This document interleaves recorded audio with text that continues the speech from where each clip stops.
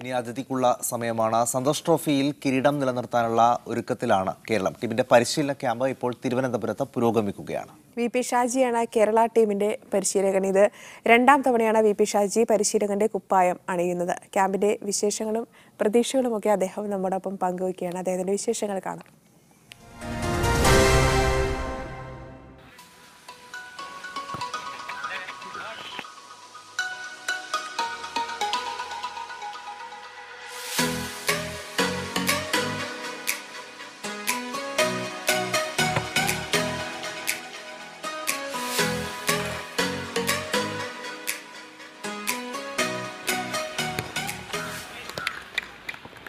Santhosh trophy Kerala team പരിശീലകൻ VP ഷാജിയാണ് ഇന്ന് morning ഷോയിൽ വിശേഷങ്ങൾ പങ്കുവയ്ക്കുന്നത്.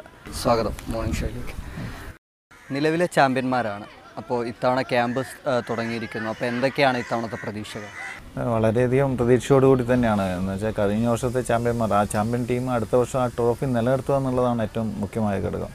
അപ്പോൾ അതിനുവേണ്ടിയുള്ള പരിശീലനങ്ങൾ ആരംഭിച്ചിരിക്കുകയാണ്. അപ്പം അടുത്ത മാസം ഫെബ്രുവരി 3 തൊട്ട് ആണ് നെയ്വേലിയിൽ വെച്ചാണ് ആദ്യത്തെ സൗത്ത് സോൺ മത്സരങ്ങൾ. അപ്പം അതിനായിട്ടിപ്പം പ്രിപ്പറേഷൻ ഇവിടെ LNCPയിൽ വെച്ച് നടന്നുകൊണ്ടിരിക്കുകയാണ്. എങ്ങനെയായിരുന്നു ഈ ഒരു ഇത്തവണത്തെ ക്യാമ്പിലേക്കുള്ള താരങ്ങളെ തിരഞ്ഞെടുത്തത്? എങ്ങനെയായിരുന്നു? പതിവ് പോലെ തന്നെ ഇന്റർ ഡിസ്ട്രിക്ട് മത്സരങ്ങളിൽ നിന്നാണ് കുറച്ച് പേരെ എടുത്തുള്ളത്. ആ മത്സരങ്ങളിൽ നിന്ന് എടുത്ത കളിക്കാരെ ഷോർട്ട് ലിസ്റ്റ് ചെയ്ത് കഴിഞ്ഞിട്ട് കഴിഞ്ഞ വർഷം കളിച്ച കളിക്കാർ വന്ന് അത് അവരുമായി ചേർത്ത് എനിക്ക് തോന്നുന്നത് എനിക്ക് കുറച്ചുകൂടി എന്നുവെച്ചാൽ ഇന്റർ ഡിസ്ട്രിക്ട് ഫുട്ബോൾ ടൂർണമെൻറ്റിന് കിട്ടിയ കളിക്കാരെക്കാളും കുറച്ചുകൂടി മെച്ചപ്പെട്ട താരങ്ങൾ ഈ KPL കളിച്ചുകൊണ്ടിരിക്കുന്ന ടീമുകളിലുണ്ടെന്നാണ് തോന്നുന്നത്. അപ്പം അവരെയും കൂടി KFA ആയിട്ട് സംസാരിച്ചിട്ട് അതിൽ നിന്നുള്ള നല്ല കളിക്കാരെയും കൂടി ഉൾപ്പെടുത്തിക്കൊണ്ട് കഴിഞ്ഞ വർഷത്തെ താരങ്ങളിൽ കഴിഞ്ഞ വർഷത്തെ 20 അംഗ ടീമിൽ 10-11 പേരെ ഇതുവരെ റിപ്പോർട്ട് ചെയ്തുള്ളൂ. ബാക്കിയുള്ള കളിക്കാർ പല ടീമുകളായിട്ടും കരാർ ഏർപ്പെട്ടിരിക്കുകയാണ്. അപ്പോൾ അതുകൊണ്ട് അവർക്ക് പെട്ടെന്ന് അവരെ റിലീവ് ചെയ്ത് തരാൻ ഉള്ള ബുദ്ധിമുട്ടുണ്ട്. ചിലപ്പം ചെയ്തു തരാൻ ചിലപ്പം കിട്ടിയെന്ന് വരില്ല. അപ്പം കിട്ടുന്ന ഏറ്റവും നല്ല മികച്ച താരങ്ങളെ ഉൾപ്പെടുത്തിക്കൊണ്ട് ഒരു നല്ല ടീമിനെ ഉണ്ടാക്കിക്കൊണ്ട് ഈ സന്തോഷ് ട്രോഫി നിലനിർത്തണം എന്നുള്ള ആഗ്രഹത്തിലാണ്. ഇപ്പോൾ സാറ് സൂചിപ്പിച്ചതുപോലെ മുൻ വർഷത്തെ താരങ്ങളെ നിലനിർത്തിയിട്ടുണ്ട്. അപ്പോൾ ആരൊക്കെയാണ് അവർ? എത്ര പേരുണ്ട്? അവർ എത്ര പേരൊക്കെയാണ് ഈ ഒരു ക്യാമ്പിൽ നിലനിർത്തിയിട്ടുള്ളത്? അല്ല, കഴിഞ്ഞ വർഷത്തെ ക്യാപ്റ്റൻ രാഹുൽ രാജും സീസണും അങ്ങനെ അതിനകത്തുള്ള 10ഓളം താരങ്ങൾ ഇപ്പോഴുണ്ട്. അതിന് മുമ്പ് കളിച്ച താരങ്ങളും ഇപ്പോൾ ക്യാമ്പിൽ വന്നിട്ടുണ്ട്. അപ്പം എല്ലാവരും ഇൻക്ലൂഡ് ചെയ്തുകൊണ്ട് ഇനി എനിക്ക് തോന്നുന്നത് ഈ ഒരു ചെറിയൊരു 3-4 നല്ലൊരു എന്താ കീ പൊസിഷനിലൊക്കെ കുറച്ചുകൂടി മെച്ചപ്പെട്ട കളിക്കാരെ കിട്ടണം എന്നുള്ള ആഗ്രഹമുണ്ട്. അപ്പം അത് കിട്ടുവാണെങ്കിൽ ഒരു നല്ല ടീമിനെ തന്നെ ഇറക്കാൻ സാധിക്കുന്നതാണ് എൻ്റെ. സാറ് രണ്ടാമത്തെ തവണയാണ് കേരളത്തിൻ്റെ പരിശീലകനായിട്ട് എത്തുന്നത്. അപ്പോൾ കഴിഞ്ഞ തവണ സാറ് വന്ന സമയത്ത് നമ്മൾ സെമി വരെ പോയിരുന്നു, ഗോവയായിട്ട് പരാജയപ്പെടുന്നു സെമിയിൽ. അതിനുശേഷം കഴിഞ്ഞ ടീമിൻ്റെ സെലക്ഷൻ കമ്മിറ്റിയിൽ സാറുണ്ടായിരുന്നു. അപ്പോൾ അതൊക്കെ വെച്ച് നോക്കുമ്പോൾ ഏത് തരത്തിലുള്ള ഒരു പ്ലാനിങ്, അല്ലെങ്കിൽ ഈ പറഞ്ഞതുപോലെ ഒന്നും കൂടെ മികച്ച താരങ്ങൾ വരേണ്ട പൊസിഷനുകൾ, അങ്ങനെ എന്തെങ്കിലുമൊക്കെ ഇപ്പോഴേ കണ്ടുവച്ചിട്ടുണ്ട്? ഉണ്ട്. ഇപ്പം 2-3 വർഷമായിട്ട് ടീമിനോട് അസോസിയേറ്റ് നിൽക്കുന്നത് കൊണ്ട് അപ്പം ഏത് പൊസിഷനിലാണ് കളിക്കാരുടെ ആവശ്യമെന്ന് എനിക്ക് നന്നായിട്ട് അറിയാം. അപ്പം കിട്ടുന്ന ഇപ്പം വെച്ചാൽ ഇപ്പോൾ ഇവിടെയുള്ള അവൈലബിലിറ്റി ഉള്ള പ്ലേയേഴ്സിനെ വെച്ച് മുന്നോട്ട് പോകാൻ പറ്റുള്ളൂ. അപ്പോൾ അതുകൊണ്ടാണ് ഞാൻ പറഞ്ഞത് ഇപ്പം കഴിഞ്ഞ വർഷം ഓരോ വർഷവും കളിക്കുന്ന താരങ്ങൾക്ക് പല ചാൻസ് കിട്ടും. I ലീഗിലൊക്കെ ചാൻസ് കിട്ടുകയാണ്. അപ്പോൾ ആ കളിക്കാർ അങ്ങോട്ട് പോകും. അത് എന്തായാലും അങ്ങനെയാണ്. ഓരോ വർഷം കഴിയുന്ന ഒരു വർഷം കളിച്ച പ്ലേയേഴ്സിനെ തന്നെ മൊത്തമായിട്ട് അടുത്ത വർഷം കിട്ടിയെന്ന് വരില്ല. അപ്പം പലപ്പോഴായിട്ട് ഇങ്ങനെ മാറി വന്നുകൊണ്ടിരിക്കുന്ന കളിക്കാരെ വെച്ച് അതിൽ നിന്ന് കിട്ടുന്ന മികച്ച താരങ്ങളെ എല്ലാം കൂടി ഒന്ന് ഉൾക്കൊണ്ട് ആ ടീമിനെ ഒരു നല്ല ടീമാക്കി മാറ്റുക എന്നുള്ളതാണ് എൻ്റെ ലക്ഷ്യം. ഇപ്പോൾ ക്യാമ്പ് തുടങ്ങി ഇത്ര ദിവസമായി. നേരത്തെ സൂചിപ്പിച്ചതുപോലെ മിഥുനെ പോലെ, ഗോൾ കീപ്പർ മിഥുനെ പോലുള്ള സീനിയർ താരങ്ങളുണ്ട്. കഴിഞ്ഞ മികച്ച പ്രകടനം കാഴ്ചവെച്ച താരങ്ങൾ ടീമിലുണ്ട്, പുതുമുഖ താരങ്ങളുണ്ട്. അപ്പോൾ എടുത്തു പറയാവുന്ന ഈ വർഷം മികച്ച പ്രകടനം കിട്ടുമെന്ന് പ്രതീക്ഷിക്കുന്ന താരങ്ങൾ ആരൊക്കെയാണ് ക്യാമ്പിനകത്തുള്ളത്? ഇല്ല, അതിപ്പോൾ ക്യാമ്പ് സ്റ്റാർട്ട് ചെയ്ത് ആകെ ഒരാഴ്ചയായി വരുന്നുള്ളത്. അപ്പോഴേക്ക് തന്നെ 40-45 കളിക്കാരുണ്ട്. അപ്പോൾ അതിൽ നിന്ന് ഒന്ന് കുറച്ച് പേരെ എന്താണ് പറയുക എലിമിനേറ്റ് ചെയ്ത് വെളിയിലോട്ട് വേണ്ടി വരും. അപ്പം അതിൽ നിന്ന് ഇങ്ങനെ എന്താണ് കുറച്ചുകൂടി നല്ല കളിക്കാരെ എടുത്തുകൊണ്ടിരിക്കുകയാണല്ലോ. അപ്പം പെട്ടെന്നൊന്ന് പറയാം, ഇപ്പോൾ ടീമായ ഒരാഴ്ച എനിക്ക് തോന്നുന്നു ഒരു 20-ാം തീയതിയോട് കൂടിയിട്ട് ഏകദേശം ഒരു ടീമിൻ്റെ ഫോർമാറ്റിലേക്ക് കൊണ്ടുവരാൻ പറ്റുമെന്നാണ് എൻ്റെ ഒരു. ഇപ്പോൾ സാറിനെ സംബന്ധിച്ച് നോക്കുമ്പോൾ 93-ൽ സന്തോഷ് ട്രോഫി നേടിയ ടീമിലെ അംഗമായിരുന്നു. അപ്പോൾ ആ ഒരു സന്തോഷ് ട്രോഫി മാച്ചിൻ്റെ അനുഭവങ്ങളൊക്കെ പറയുകയാണെങ്കിൽ എങ്ങനെയായിരുന്നു അത്? അന്ന് ഇന്ത്യയിലെ ഏറ്റവും പ്രധാനപ്പെട്ട ടൂർണമെൻറ്റ് സന്തോഷ് ട്രോഫിയാണ്. അപ്പോൾ ഇന്ത്യയിലെ ഏറ്റവും മികച്ച താരങ്ങളാണ് പങ്കെടുക്കുന്ന ടൂർണമെൻറ്റ് സന്തോഷ് ട്രോഫിയാണ്. അപ്പോൾ ആ ടീമിനകത്തൊന്ന് ഉൾപ്പെടുക എന്നുള്ളതാണ് ഏറ്റവും വലിയ അന്നത്തെ ഒരു കളിക്കാരൻ്റെ ഏറ്റവും വലിയ ആഗ്രഹം. അപ്പം ഞാൻ ഉൾപ്പെട്ട ആ ടീം എന്ന് പറഞ്ഞാൽ എനിക്ക് വന്ന കേരളം കണ്ട അടുത്ത കാലത്ത് പഴയ ടീമുകളെ പോലെ തന്നെ ഏറ്റവും മികച്ചൊരു ടീമായിരുന്നു. ചില VP സത്യനായാലും കുരികേശി ഷറഫ് അലി, വിജയൻ പാപ്പച്ചൻ, അങ്ങനെ ഒരു ആരെ പേരാണ് പറയാൻ വിട്ടുപോയിട്ടുണ്ടെങ്കിൽ എല്ലാവരും ഒന്നിനൊന്ന് മികച്ച താരങ്ങൾ. അപ്പോൾ ആ ഒരു ടീമിൽ ഉൾപ്പെടുക എന്ന് പറഞ്ഞാൽ എൻ്റെ ഒരു വളരെ എക്സൈറ്റഡ് ആയിരുന്നു. ആ ടീമിൻ്റെ ബേബി ആയിരുന്നു ഞാൻ. അന്ന് കുര്യസ് മാത്യു ആണ് ഏറ്റവും സീനിയർ പ്ലെയർ. കുര്യസ് മാത്യുവിൻ്റെ ക്യാപ്റ്റൻസിൽ ആ ടീം ചാമ്പ്യൻസ് ആയി. അപ്പം അതൊരു വല്ലാത്ത അനുഭവം തന്നെയാണ്. അന്ന് ഒരു സന്തോഷ് ട്രോഫി കളിക്കുക എന്നുള്ളത്. പിന്നീട് തുടർച്ചയായ വർഷങ്ങളിൽ കളിക്കാൻ സാധിച്ചെങ്കിലും അന്നത്തെ ആ 1-2 വർഷം 93-94 ടീമുകളിൽ കളിക്കാൻ സാധിച്ചത് വലിയൊരു ഭാഗ്യമായിട്ടാണ് ഞാൻ കരുതുന്നത്. അപ്പോൾ അതിലൊരു അന്നത്തെ ഒരു കലാശ പോരാട്ടം അത് ഓർത്തെടുക്കുകയാണെങ്കിൽ അതിലെ അനുഭവങ്ങൾ എന്തൊക്കെയായിരുന്നു? ആ ഒരു പ്രഷറും കാര്യങ്ങളും. അല്ല, പ്രഷറുണ്ട്. അതിന് മുന്നേ 92-ലും കേരളം ചാമ്പ്യൻസ് ആയിരുന്നു. അപ്പോൾ ആ ചാമ്പ്യനായ ടീം ഇനിയും വന്ന് കളിക്കുമ്പോൾ ആ കിരീടം നിലനിർത്തുക എന്നുള്ളതാണ് 93-ലെ ആദ്യത്തെ ഇത്.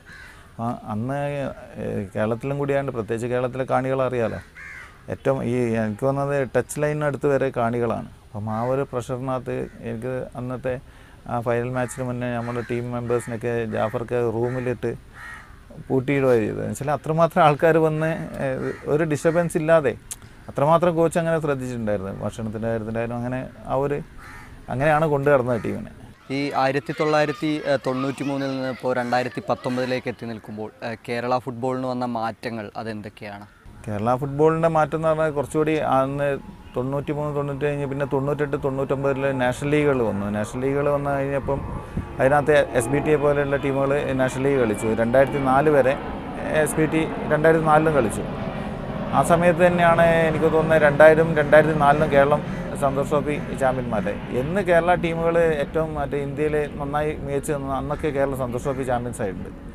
അപ്പോൾ അതുപോലെ എനിക്ക് തോന്നുന്നു അതിനുശേഷം പിന്നെ വന്ന ഐ ലീഗിൽ കുറേ കളിക്കാർക്ക് അവസരം കിട്ടി. കേരളത്തിൽ നിന്നുള്ള 1-2 ടീമുകൾ കളിച്ചു. അത് കഴിഞ്ഞ് ഇപ്പോഴാണെങ്കിൽ ഇഷ്ടംപോലെ ടൂർണമെൻറ്റ് ISL ഉണ്ട്, ഐ ലീഗ് ഉണ്ട്, സെക്കൻഡ് ഡിവിഷൻ ഉണ്ട്. അതൊക്കെ കഴിഞ്ഞിട്ടാണ് ഇപ്പോൾ സന്തോഷ് ട്രോഫി നിൽക്കുന്നത്.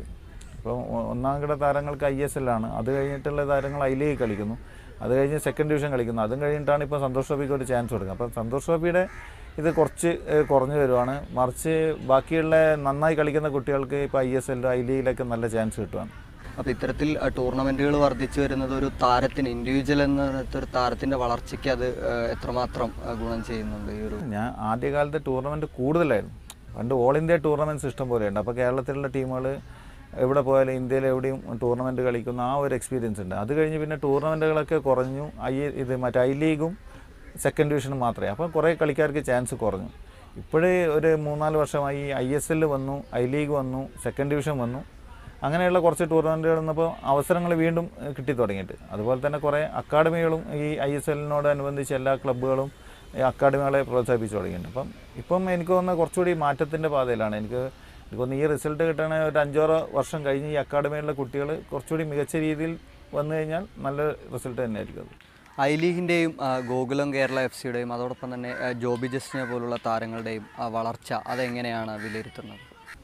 ഐ ലീഗിൽ എന്നും കേരള ടീമുകൾ ഒരുവിധം നന്നായി പെർഫോം ചെയ്യാറുണ്ട്. അത് ചില ഭാഗ്യനിർഭാഗ്യങ്ങളിലായിട്ട് എനിക്ക് ഇവിടെ കേരളത്തിലുള്ള ഐ ലീഗ് ടീമുകളൊക്കെ ഫസ്റ്റ് റൗണ്ട് അല്ലെങ്കിൽ ഒക്കെ നന്നായി പെർഫോം ചെയ്യും. പിന്നീട് പിടിച്ചേക്കാനുള്ള ഒരു ചെറിയ സെക്കൻഡ് റൗണ്ടിലാണ് എപ്പോഴും അടി വാങ്ങാറ്.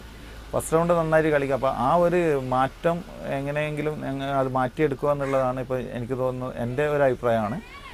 അതുപോലെ തന്നെ ജോബി ജസ്റ്റിൻ കഴിഞ്ഞതിൻ്റെ മുന്നത്തെ വർഷം സന്തോഷ് ട്രോഫി ടീമിലുണ്ടായതാണ്. അന്ന് തന്നെ ജോബി ഒരു 4 ഗോളുകളും സ്കോർ ചെയ്തു. അന്ന് നല്ലൊരു ഗോൾ സ്കോറാണ്. ആ ടൂർണമെൻറ്റിൽ നിന്നാണ് ജോബിയെ ഈസ്റ്റ് ബംഗാൾ സെലക്ട് ചെയ്ത് കൊണ്ടുവന്നത്. ഇപ്പോൾ മികച്ച ആരാധക പിന്തുണ ഉണ്ടായിരുന്നു കേരള ബ്ലാസ്റ്റേഴ്സിന്. പക്ഷേ അതിനൊത്തൊരു പ്രകടനം കാഴ്ചവെക്കാൻ കേരള ബ്ലാസ്റ്റേഴ്സിനായിട്ടില്ല.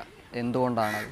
ഞാൻ പറഞ്ഞാൽ കേരളത്തിലെ എനിക്ക് തോന്നുന്നത് ഈ ഇന്ത്യയിലുള്ള വേറൊരു ടീമിനേക്കാൾ ഏറ്റവും കൂടുതൽ സപ്പോർട്ടേഴ്സ് ഉള്ള കേരള ബ്ലാസ്റ്റേഴ്സാണ്. അപ്പോൾ ആ ബ്ലാസ്റ്റേഴ്സ് മാനേജ്മെൻറ്റും കുറച്ച് കാര്യങ്ങളൊക്കെ ശ്രദ്ധിക്കണം. അപ്പോൾ ഏറ്റവും കുറച്ചുകൂടി നല്ല മികച്ച താരങ്ങളെ ടീമിൽ ഉൾപ്പെടുത്തിക്കൊണ്ട് ഈ ആരാധകരെ കൂടെ നിർത്താൻ ശ്രമിക്കേണ്ടത്. അപ്പോൾ എനിക്ക് തോന്നുന്നത് പ്ലേയേഴ്സ് സെലക്ഷനിൽ കുറച്ച് അബദ്ധങ്ങൾ സംഭവിച്ചിട്ടുണ്ട്. ഇത് തന്നെയാണ് മാച്ചിലും വെച്ചത്. അപ്പം ഇത്രയും ആരാധകരുള്ള ഒരു ടീം നല്ല കളിക്കാരെ എടുത്തുകൊണ്ട് മുന്നേറണമായിരുന്നു. അതിനകത്തുള്ള പാളിച്ചകളാണെന്നാണ് എൻ്റെ ഒരു അഭിപ്രായം. ഇപ്പോൾ പുറത്തു വരുന്ന പുതിയ റിപ്പോർട്ടുകൾ പ്രകാരം സന്ദേശ് ജിങ്കനും അതുപോലെ തന്നെ അനസെടത്തുടിക്ക, CK വിനീത് ഉൾപ്പെടെയുള്ള താരങ്ങളെ മാറ്റി പുതിയ താരങ്ങളെ എടുക്കാനുള്ള ഒരു നീക്കം മാനേജ്മെൻറ്റിൻ്റെ ഭാഗത്തു നിന്ന് നടക്കുന്നുണ്ടെന്നൊക്കെയാണ്. അതൊക്കെ ടീമിനെ എത്രമാത്രം ഗുണം ചെയ്യുക അല്ലെങ്കിൽ അത് ദോഷമായി ബാധിക്കുമോ ടീമിനെ ഈ ഒരു നീക്കം? ജിങ്കനായാലും വിനീതായാലും എല്ലാവരും മികച്ച താരം. അതുപോലെ ഇവർ പോവുകയാണെങ്കിൽ അതിലും മികച്ച താരങ്ങളെ കൊണ്ടുവന്നു കഴിഞ്ഞാൽ മാത്രമേ ബ്ലാസ്റ്റേഴ്സിന് അടുത്ത റൗണ്ടിൽ മുന്നേറാൻ പറ്റുള്ളൂ. അപ്പം ഞാൻ പറഞ്ഞ നേരത്തെ സൂചിപ്പിച്ച പോലെ ഏറ്റവും നല്ല കളിക്കാരെ എന്നുവെച്ചാൽ 1-2 പൊസിഷനില്ല, ഒരു ടീം ആയിട്ട് മാറ്റിയെടുക്കാൻ പറ്റണം. അല്ലാതെ കുറച്ച് നേരം കളിച്ചു അതിൻ്റെ അകത്ത് കുറച്ച് നേരം കളിക്കുന്നുണ്ട്, പിന്നെ ഗോൾ വാങ്ങുന്നു, പിന്നെയും കളിക്കുന്നു, ആ ഗോൾ വാങ്ങുന്ന ഒരു ടീം മൊത്തമായിട്ടുള്ള ഒരു ടീമിൻ്റെ ഘടന നല്ല രീതിയിൽ സെറ്റ് ചെയ്തെടുക്കുകയാണെങ്കിൽ ബ്ലാസ്റ്റേഴ്സിന് ഇനിയും മുന്നേറാം. ഇപ്പോൾ ഈ ISL-ലാണെങ്കിലും നിരവധി മലയാളി താരങ്ങൾക്ക് അവസരം കിട്ടുന്നുണ്ട്, മലയാളി താരങ്ങൾ ഒരുപാട് കളിക്കുന്നുണ്ട്. അപ്പോൾ അവരുടെ ഒരു പ്രകടനം അതെങ്ങനെയാണ് വിലയിരുത്തുന്നത്? തീർച്ചയായും ഏറ്റവും നന്നായ പ്രകടനം എനിക്ക് തോന്നുന്നത് ആഷിഖ് കുർണി ഇപ്പോൾ ഇന്ത്യൻ ടീമിൽ കളിക്കുന്നുണ്ടല്ലോ, ആ പൂനെ FC-യിലാണ് കളിക്കുന്നത്. അതുപോലെ ഒട്ടനവധി വളർന്നു വരുന്ന കുറേ കളിക്കാർ ഇതിനകത്തുണ്ട്. സഹലും സന്തോഷ് ട്രോഫി കളിച്ചിട്ടാണ് ഇവിടുന്ന് പോയത്. അപ്പം അങ്ങനെയുള്ള കുറേ താരങ്ങളുടെ ഉദയം എന്തായാലും ISL-ലുണ്ട്. ഏഷ്യ കപ്പ് നടന്നുകൊണ്ടിരിക്കുകയാണ്. ആദ്യ മത്സരം 4-1 ഇന്ത്യ വിജയിക്കുന്നു. രണ്ടാം മത്സരത്തിൽ പരാജയപ്പെട്ടെങ്കിലും മികച്ച പ്രകടനം ഇന്ത്യയുടെ ഭാഗത്തു നിന്നുണ്ടാവുന്നു. അപ്പോൾ എങ്ങനെ ഇതൊരു ഇന്ത്യൻ ഫുട്ബോളിൻ്റെ തിരിച്ചുവരവായി കണക്കാക്കാൻ കഴിയുമോ ഈ ഒരു പ്രകടനം? തീർച്ചയായിട്ടും ഇപ്പം പഴയ പോലെയല്ല, ഒരു ഏഷ്യൻ ടീമുകളോടൊക്കെ ഏറ്റുമുട്ടുമ്പോൾ ഇന്ത്യൻ ടീമിന് ഒരു നിലവാരം അവരുമായിട്ടുള്ള നിലവാരത്തിനോട് കിടപിടിക്കുന്ന പെർഫോമൻസാണ് ചെയ്യുന്നത്. ഇന്നലത്തെ കളിയിൽ തന്നെ ആദ്യത്തെ 1-2 ചാൻസ്, മറ്റേ ആഷിഖ് കുർണിയുടെ ചാൻസ് അല്ലെങ്കിൽ സുനിൽ ഛേത്രിയുടെ ചാൻസ്, അതൊക്കെ ഗോളായി കൺവേർട്ട് ചെയ്തിട്ടുണ്ടെങ്കിൽ കളി വേറൊരു രീതിയിലേക്ക് മാറും. അപ്പം അതാ ചില ദിവസങ്ങളിലെ നിർഭാഗ്യങ്ങളും ഇതൊക്കെ എപ്പോഴും ഞങ്ങൾ കരുതിയിരിക്കണം. അപ്പം എന്നാലും മികച്ച പ്രകടനമാണ്. എന്ന് വെച്ചാൽ തായ്ലൻഡിനെതിരെയുള്ള 4-1 ജയവും ഇന്നലെ കളിച്ചത് 2 ഗോളിന് തോറ്റെങ്കിൽ എനിക്ക് തോന്നുന്നു ഇന്ത്യയായിരുന്നു കുറച്ചുകൂടി നന്നായിട്ട് അറ്റാക്കിങ് ഗെയിം കളിച്ചത്. ഇപ്പോൾ ഒരു പരിശീലകൻ എന്ന നിലയിലും ഒരു മുൻ താരം എന്ന നിലയിലും സുനിൽ ഛേത്രി എന്നൊരു നായകൻ്റെ പ്രകടനം അതെങ്ങനെയാണ് നോക്കിക്കാണുന്നത്? സുനിൽ ഛേത്രിയുടെ ആ ഫിറ്റ്നസ് ലെവലാണ് ഞാനിങ്ങനെ ആലോചിച്ചത്. 34 വയസ്സായി. ഈ 34ാമത്തെ വയസ്സിലും ഇന്ത്യയുടെ ഫസ്റ്റ് ലൈനിൽ കളിക്കുക എന്ന് പറഞ്ഞാൽ ആ പ്ലെയർ അതിനുവേണ്ടി വർക്ക് ചെയ്തുകൊണ്ടിരിക്കുകയാണ്. അപ്പോൾ ആ പ്ലെയർ വളരെ ഡെഡിക്കേറ്റഡ് ആയിട്ടുള്ള പ്ലെയറാണ്. അപ്പോൾ അത്രമാത്രം വർക്ക് ചെയ്ത് ഇത്രയും കളി കളിച്ച് 67ഓളം ഗോളുകളും ഇന്ത്യക്ക് വേണ്ടി സ്കോർ ചെയ്യുക എന്ന് പറഞ്ഞാൽ ആ കളിക്കാരൻ്റെ എന്താ പറയുക, ആ കളിക്കാരന് അത്രമാത്രം ആത്മാർത്ഥതയോടെ ആ ഫുട്ബോളിനോടുള്ള ഇഷ്ടം കൊണ്ടാണ്. അപ്പോൾ അത്രമാത്രം എനിക്ക് എന്താണെന്ന് വെച്ചാൽ ആ വർക്കൗട്ട് ചെയ്യുന്നത്, ആ ഫിറ്റ്നസ് ലെവൽ കാത്തു സൂക്ഷിക്കുന്ന ഒരു പ്ലെയർ കഴിവ് തന്നെയാണ്. ആ പ്ലെയറിനെ ആയിരിക്കും എന്നും മികച്ച നിൽക്കുന്നത്. ഇങ്ങനെയുള്ള കളിക്കാരാണ് എന്നും മികച്ച നിൽക്കാറ്. അവർ ഫുട്ബോളിനോട് എത്രമാത്രം ഫുട്ബോളിനെ സ്നേഹിച്ച് വർക്കൗട്ടും ഇതൊക്കെ ചെയ്യുന്നു, അവർ വീണ്ടും വീണ്ടും കളിച്ചുകൊണ്ടിരിക്കും. കഴിഞ്ഞ തവണ പരിശീലകനായപ്പോൾ സെമി വരെ കേരള ടീമിനെ എത്തിക്കാൻ കഴിഞ്ഞു. അപ്പോൾ എന്തായാലും ഇത്തവണ കിരീടം നിലനിർത്താൻ സാധിക്കട്ടെ എന്ന് ആശംസിക്കുന്നു. എല്ലാവിധ ആശംസകളും.